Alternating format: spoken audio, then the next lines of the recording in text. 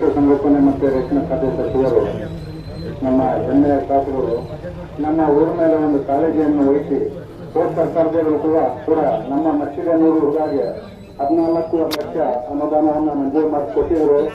ಈ ಬಾರಿನೂ ಮನವಿ ಮಾಡಿದಾಗ ನಮಗೆ 25 ಲಕ್ಷ ಈ ಮಸೀದಿಗೆ 25 ಲಕ್ಷ ಆ ಮಸೀದಿ ಜಾಮಿಯಾ ಮಸೀದಿ ಕೊಟ್ಟಿದ್ದಾರೆ. ನಾವು ಎಷ್ಟೇ ಅವರು ಹಿಂದೆ ಎಷ್ಟು ದಿವಸ ನಾವು ಇದು ಮಾಡಿದ್ರು ಅವರ ಅಭಿಮಾನಕ್ಕೆ ನಾವು ಅವ್ರ ಕೆಲಸಕ್ಕೆ ಮಾಡಿ ನಾವು ಯಾವಾಗಲೂ ಕೂಡ ಕೇಂದ್ರನೆ ಮಾಡುವಂಥವ್ರು ನಮ್ಮ ಗ್ರಾಮದ ಬಗ್ಗೆ ಯೋಚನೆ ಮಾಡಿ ಈ ಬಾರಿನೂ ಕೂಡ ಪ್ರತಿ ವರ್ಷದಲ್ಲಿ 25 ಲಕ್ಷ ಕೊಟ್ಟಿದ್ದಾರೆ.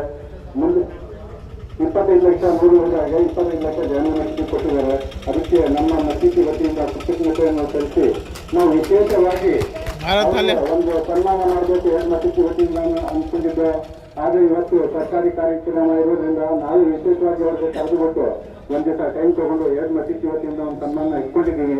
ಅದು ಸಾಹೇಬರು ಡೇಟ್ ಕೊಟ್ಟಾಗ ನಿಮ್ಗೆಲ್ಲರಿಗೂ ತಿಳಿಸಿ ಅವ್ರಿಗೊಂದು ಸನ್ಮಾನ ಮಾಡ್ತೀನಿ ಅಂತ ಹೇಳಿ ಅದು ಧನ್ಯವಾದ ಹೇಳ್ತೀವಿ. ನಮ್ಮ ಬಗ್ಗೆ ಕಾಳಜಿ ವಹಿಸಿ ನಮ್ಮ ಅಭಿವೃದ್ಧಿಗಾಗಿ ಶ್ರಮಿಸಿದ್ದಕ್ಕೆ ತುಂಬಾ ಗ್ರಾಮದ ವತಿಯಿಂದ ಮತ್ತೆ ನಮ್ಮ ಮಸೀದಿ ಕಮಿಟಿ ವತಿಯಿಂದ ಎಲ್ಲರಿಂದ ಧನ್ಯವಾದ ಹೇಳ್ತಾ ನಾನು ಮಾತನ್ನು ಮುಗಿಸ್ತೀನಿ.